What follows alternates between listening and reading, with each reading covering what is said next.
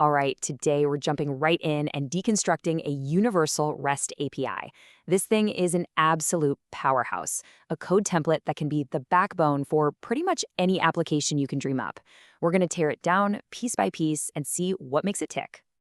So let's start with a really basic question. Have you ever wondered how any app, the one on your phone, the software on your desktop, that website you're browsing, how do they all talk to a central database without tripping over each other? And how do they do it securely? Well, the answer is a well-built API, and that is exactly what we're looking at today. So what is a REST API really? At its heart, it's basically a universal translator. And I love this analogy. Think of it like a perfectly organized restaurant menu. The app, our customer, knows exactly what it can order. I'd like to read some data or create a new entry, update this or delete that. And the kitchen, our database, knows exactly how to prepare that order. It's this set of rules that lets completely different systems talk to each other like they've known each other for years. Here's how we're going to do this. We're going to follow the entire life of a single request, from start to finish. First up, we'll see what happens the moment a request arrives and gets checked out. Then we'll dive into the core actions, the CRUD operations. After that, we're heading into the engine room to see how it actually talks to the database. And finally, we'll look at how it wraps everything up and sends back a nice, clean response. Let's do it. Okay, section 1, a request arrives. You gotta think of this as the front door to the whole operation. It's where every single interaction begins. So the second a request hits the server, bam, the main handle function kicks in and does this little initial handshake. First, it checks the API key. Yep, just like a bouncer at a club checking your name on the list. Next, it deals with something called cores, which are just some security rules that let web browsers talk to our API. Then it breaks down the URL to figure out what the request is actually asking for. And finally, it acts like a switchboard operator, routing the call to exactly the right department. And I want you to really notice this. Security is the absolute first priority. No messing around. Before anything else happens, the check API function is on guard duty.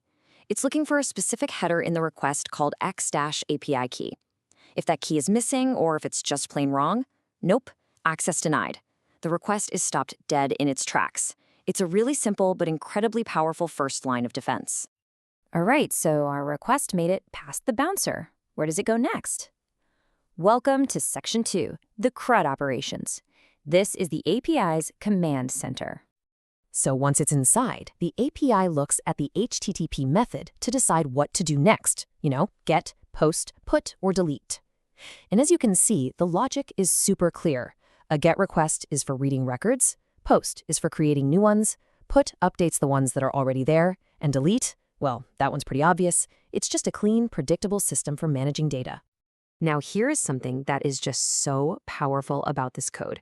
It's smart enough to handle one item or a whole bunch of items at once. For example, you can send it a single JSON object to create one new user. Or you could send it a JSON array with hundreds of user objects inside, and it'll create them all in one go. That kind of batch processing is an absolute game changer for efficiency. Of course, the API has to translate all these simple requests into the language the database speaks, SQL. And, there's a comment right there in the source code that just perfectly sets up where we're going next. It says, build a select query with filters and paging. So let's go find out exactly how it does that. And that brings us to Section 3, talking to the database. All right, everybody, welcome to the engine room. Okay, this is where the real magic happens. The API uses a process called dynamic query building. It's literally constructing SQL commands on the fly, piece by piece, based on the parameters it finds in the URL. Now, that makes the API incredibly flexible, which is awesome.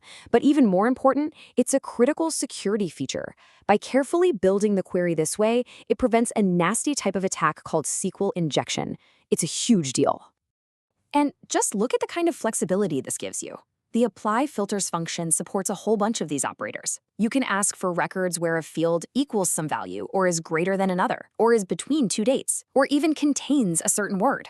This gives the app on the other end pinpoint control over the data it needs, so it doesn't have to download the whole database just to find one thing.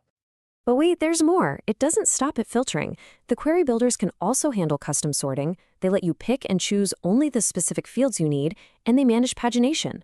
I mean, think about that. You can literally ask for page 3 of all users sorted by last name, and I only want to see their email and ID. Now that is what I call full control. Okay, so the API has the data from the database, but we're not quite done yet. There's one final step. This is section 4, sending the response. Welcome to the packaging department. Right, so after the database does its thing, it just hands back a bunch of raw data.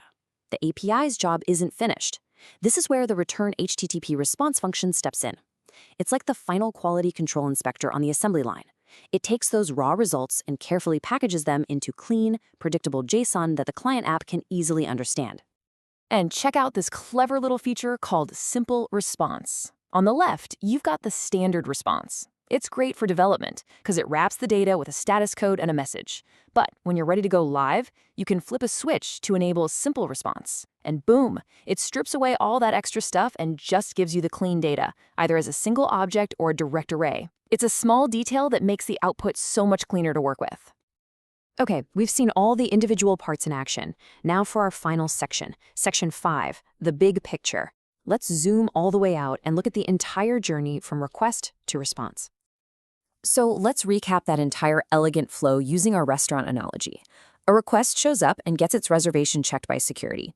It's then routed to the right CRUD chef, depending on what it wants. The chef builds a very precise SQL order and sends it to the database kitchen. The kitchen prepares the raw ingredients, our data, and sends them back. That data is then beautifully plated and packaged into JSON, and finally, a clean, perfect response is served right back to the client. And this all leads to the core takeaway here. A well-designed API template like this one just hides away an incredible amount of complexity. By giving developers a robust, secure, and flexible foundation, it lets them stop reinventing the wheel and just get straight to building powerful applications much, much faster. This really just shows the power of having a solid place to start. And it leaves us with one final thought to chew on. With a universal API foundation that handles all the hard stuff, the security, the filtering, the data manipulation so elegantly, what could you build?